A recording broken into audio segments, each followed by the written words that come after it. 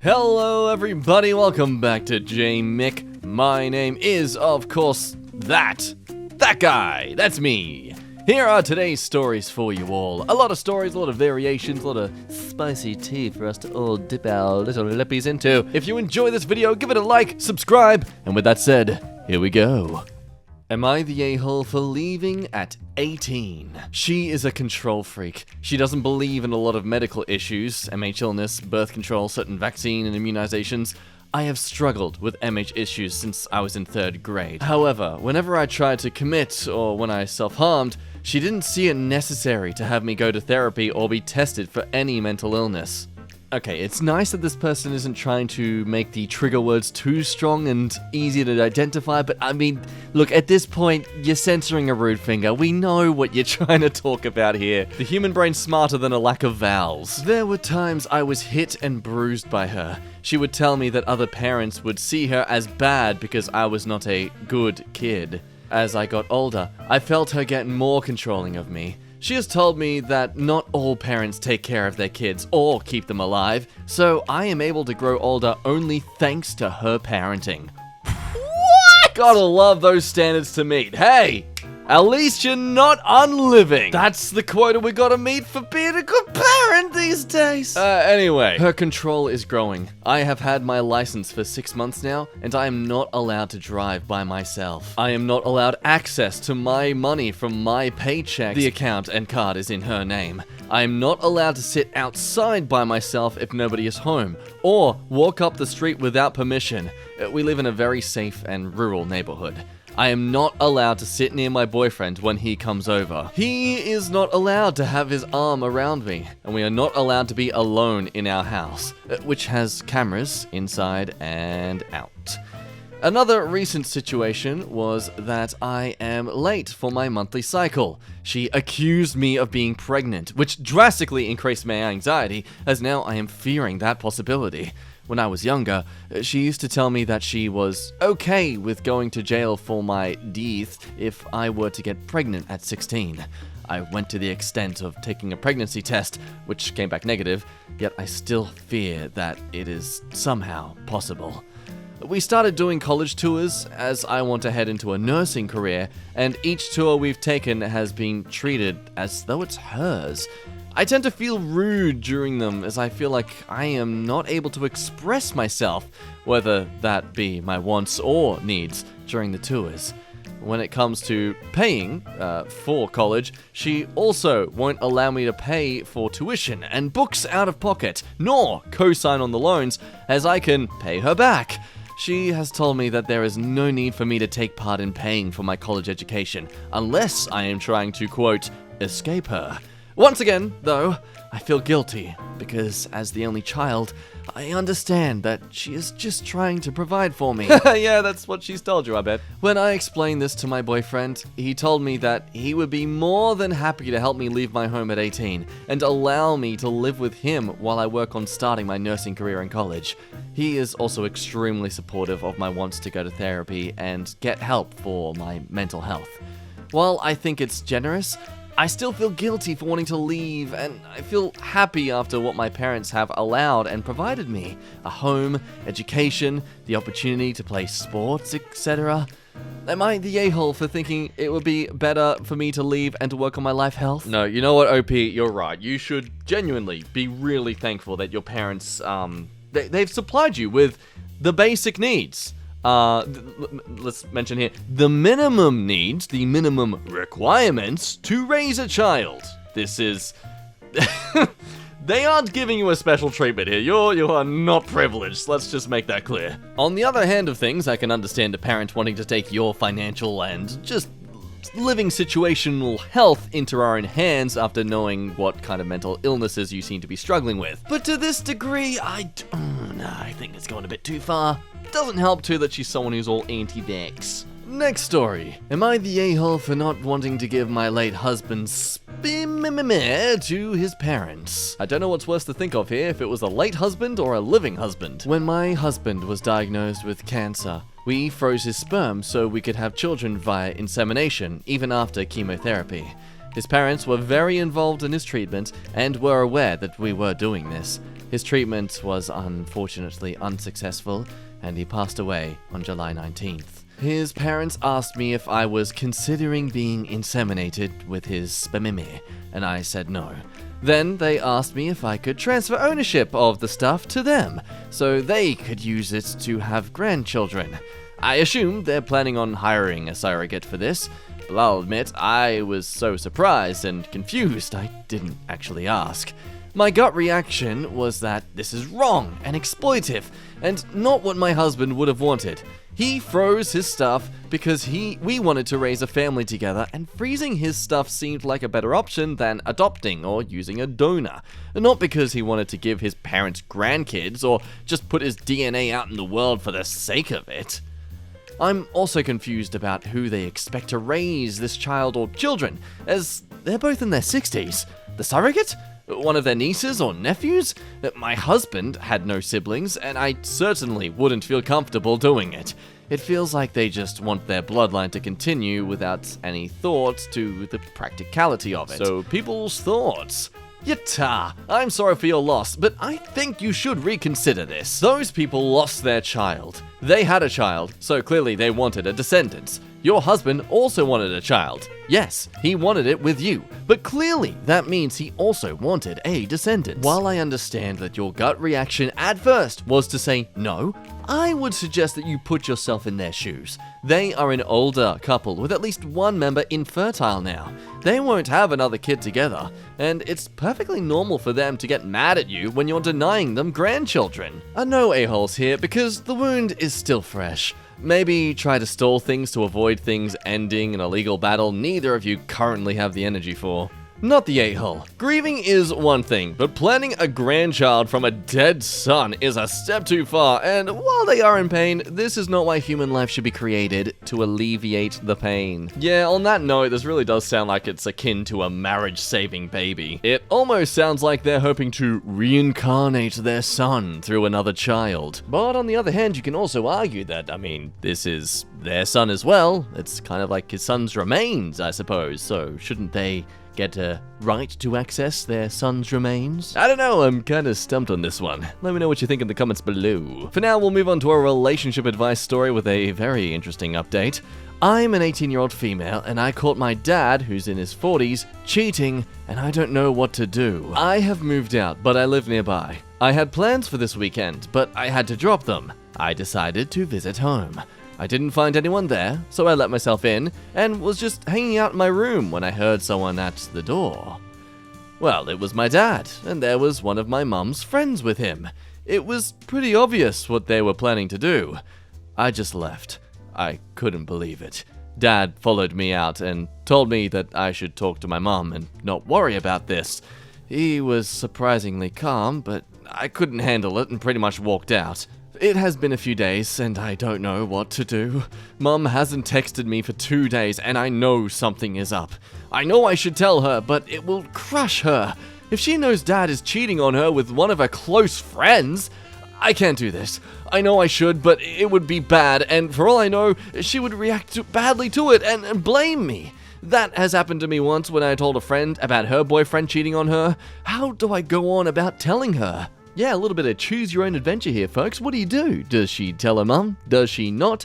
Does she make her father get caught doing it somehow? Take a quick moment to shoot your theories, and for now, let's go on to the revelation. So, you guys were right! I texted my mum and she called me. We had a conversation. It was the most awkward conversation ever. She said she was aware of it. I said it was kind of weird that Dad would date someone so close to her, and I asked her if she was really okay with it. I don't know. I felt it was weird. Mum went silent, and yeah, I was legit panicking before she told me she dated her friend too. Yeah, pretty awkward conversation, and I didn't handle it well at all. I was shocked, I mumbled something, and cut the call.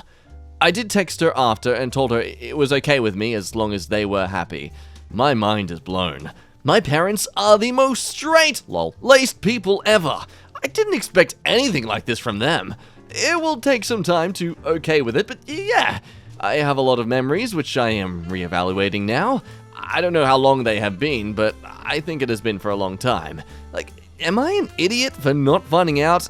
I don't know. In the end, look, I give the OP props for being okay with it, to the best of their ability. It's good to see that they're just shocked that their parents are being like this, rather than being disgusted that they are. Because, I mean, hey, end of the day, your parents are adults, and what they do in their kinky life, you have no right to object to. Hell, even just relationships in general. You can be concerned all you want, but what they decide to do is ultimately up to them. This is by far, though, my favorite comment about replying to some of the people in the comments themselves being rather disgusted by adults doing this. I mean, people be frickin'. Key parties were a thing in the 70s. I'm 37, and I've seen kids that are 18 to 19 on TikTok act like they discovered a secret because they just heard of some relatively mainstream king. James Joyce was writing letters to his lover Nora Barnacle in 1909 about how much he loved her farts. In long form. Hell, the Marquis de Sade existed in the 1800s. In disrespectfully simple terms, he was famous for writing about butt stuff a lot. And my new favorite topic to talk about at a dinner party, we have discovered prehistoric 28,000-year-old dildos in the Whole Fells Cave. Yep. Go on, I dare you to put that as a part of your Google search history. For now, sticking to the theme of things that aren't what they seem, today I fricked up by cheating on my girlfriend.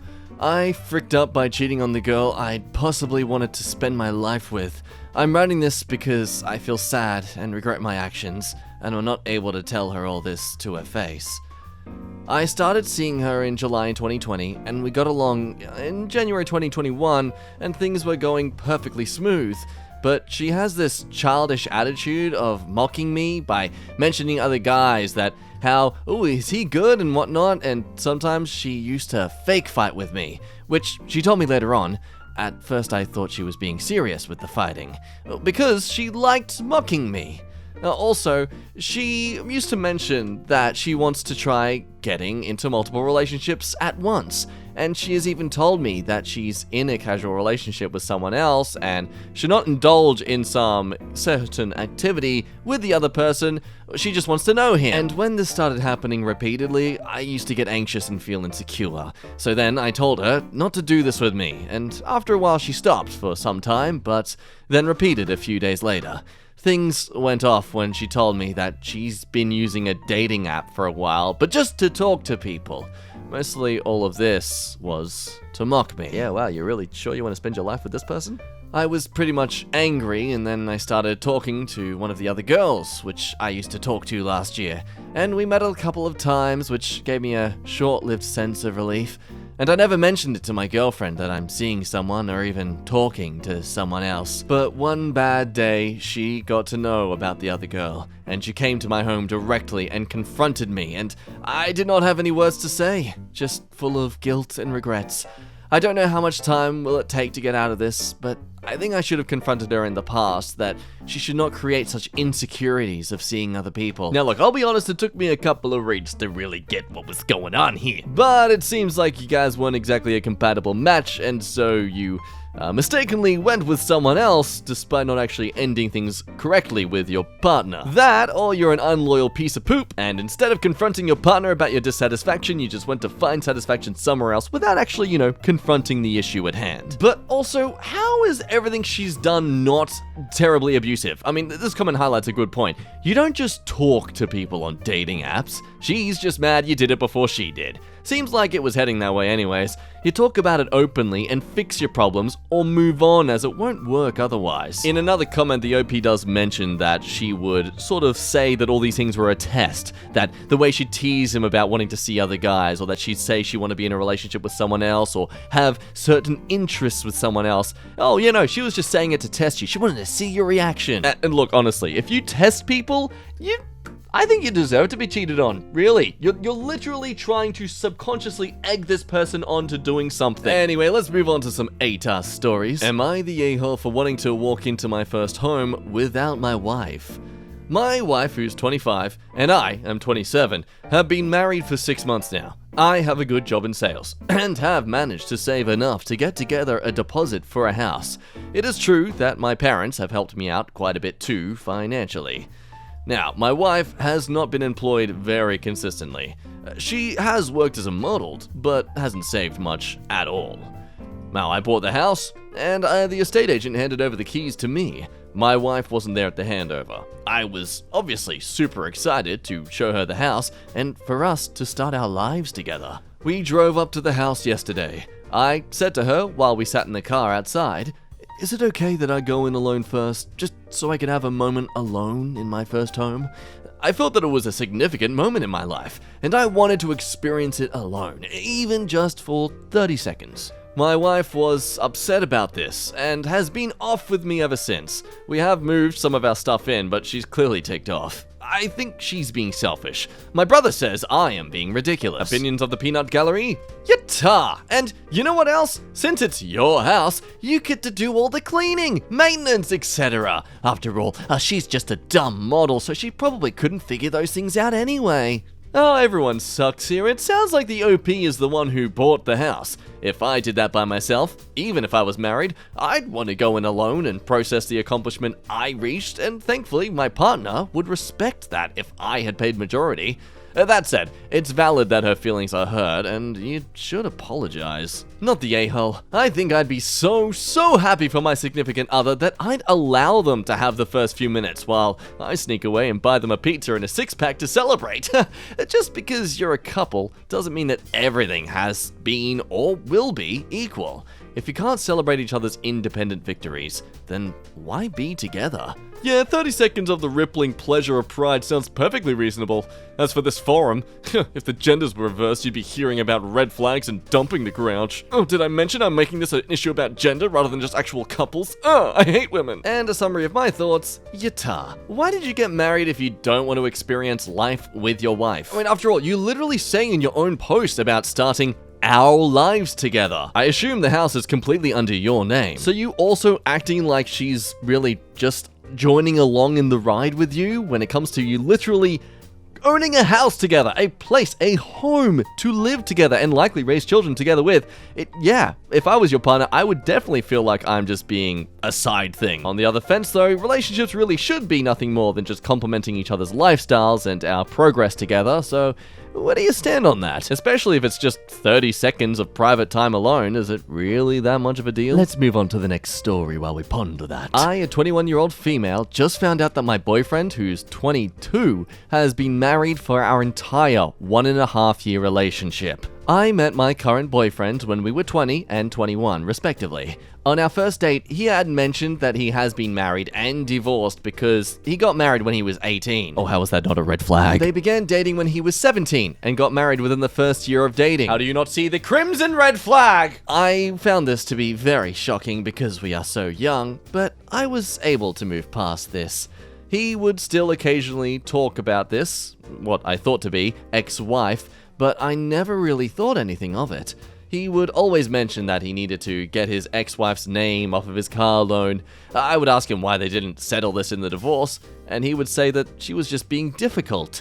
I don't know much about divorce, so I thought this made sense. This evening, he revealed to me that they have actually still been married this whole time, and that he has been lying to me for 1.5 years. The fact that he was still married does not bother me, but the fact that he has been keeping this from me does. Do I have the right to be upset? Now, part of me wants to immediately assume, yes, if he hasn't told you this, what else has he been keeping from you? But then also, he got married when he was 18. He's the age of a 22-year-old right now. He is dumb.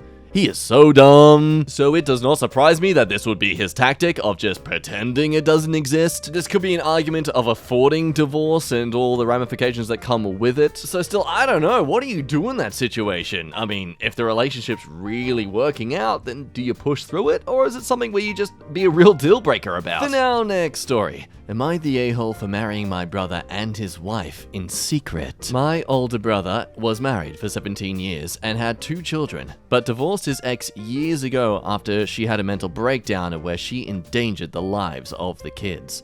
My brother got full custody, and after a few years, met another woman who shared many of his nerdy pastimes, unlike his ex. In 2019, my brother sold his house and moved an hour away to live with this new lady, and they got engaged. My nephew went away to college and has not gone back home since. My niece was in high school and refused to move, so she ended up living with her mom in the town where she grew up. My brother accommodated this by renting a home, so his daughter had residency there, since he is her legal guardian. After the pandemic hit, my brother's new lady lost her job, and while she got a good severance, she lost her health insurance. This was critical, as she has a child from her first marriage who is extremely special needs and requires strong medical care. My brother has great health benefits, but they were already planning to get married, so, that made them consider moving up their plans. Then our state went into lockdown. My parents and I live in the same state, about 2 hours from my brother. He and I talked about my getting ordained and being their officiant, and late last year, they asked me if I would marry them. But there was a catch. The bride's family lives several states away and could not attend. They felt it was unfair if our side of the family attended while her side could not. So, the plan was to do the official marriage in secret, then tell everyone after, and then have a full family celebration sometime in the future after the pandemic abated. How nice, so in 2055. Background on our mum, she is very headstrong and has always had strident views on how our family should behave and appear to others. She took a long time to accept me being gay, for instance, because that contravened her plan for the family. The wedding went off without a problem. I drove to their house, donned my mask, and conducted the ceremony. I then left after 30 minutes. They kept her child away, as she would be extremely vulnerable to a potential COVID infection. The next day, they told all of the family. Well, my mum is peaked! She cannot let it go that she wasn't allowed to be there. During a recent family gathering where my brother was present but his new wife not, Mum vented her anger. She derided their intention to have a full family celebration later, saying she doesn't believe it. Well, I stood up for them and said I felt they did what they needed to, and that has made me a guilty party. It's clearly poisoning Mum's relationship with a new daughter-in-law.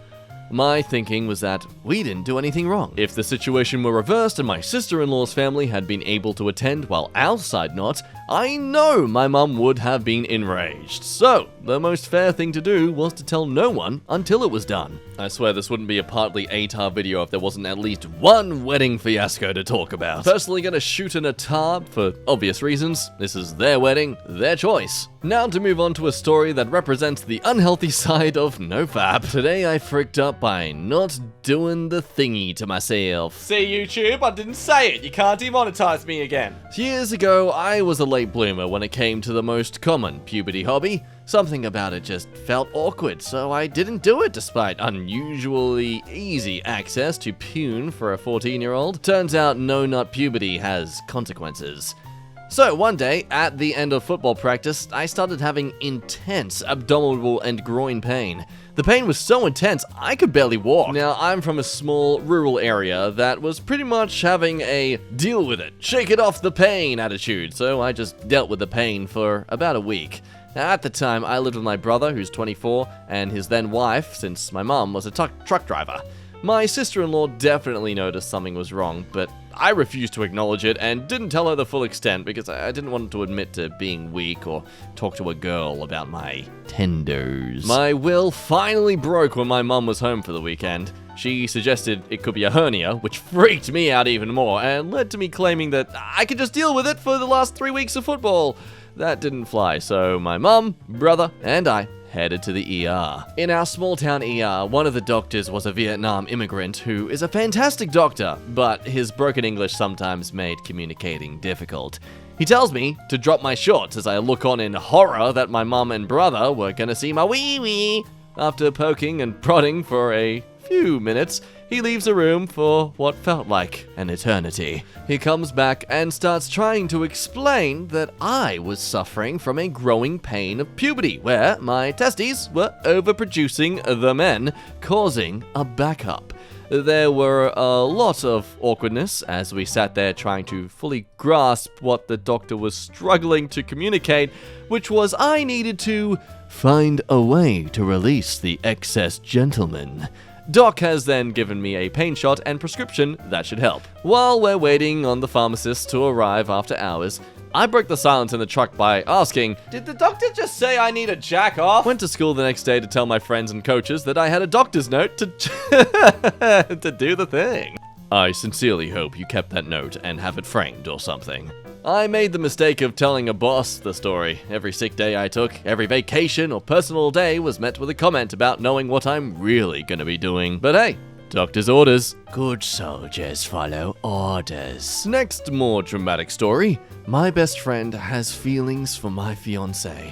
My best friend Kim and my fiancé Tyler both have bonded over having severe depression issues. They both work the same retail job together and they hang out quite often because their schedules allow that. I have never had a problem with this at all in any way. In fact, I absolutely love that we can all get along and hang out.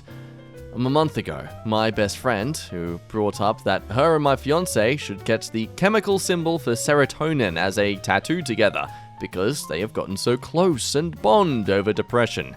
I brought up to my fiancé in private that I felt a little left out because I also struggle from depression. I'm just not vocal about talking to anyone but him about it.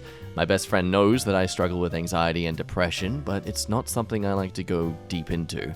He suggested I talk to Kim about it and to let her know that I would also like to get a tattoo because both of them mean the world to me and it's something we all struggle with. Fast forward to a week ago, and I finally opened up to her about wanting to get that tattoo with them and why. She was so supportive about it and said that she saw where I was coming from and genuinely didn't realize. Well, later on in the night, after a few glasses of wine, she confided in me that she developed feelings for my fiancé Tyler. Kim said she was confused about their relationship and what it meant to her. She said she would never act on it and just wanted to tell me out of respect for me. I was trying to be a good friend and just explain to her that sometimes that happens, but you just push them out of your head and move on. Oh yeah, that's all you have to do, guys. Completely forgot. If you are ever feeling a strong emotional urge, just don't think about it. That solves it. I also said I thought about similar things, but as soon as I have weird thoughts like that, I drop it and move on and completely do not dwell on it. It did bother me that she even told me that because I know from previous conversations that she thinks Tyler is hot as frick and that she doesn't understand why he is self-conscious about the way he looks. Now, I'm fine with that in itself, but her having feelings for him is on a whole new level of inappropriate to me.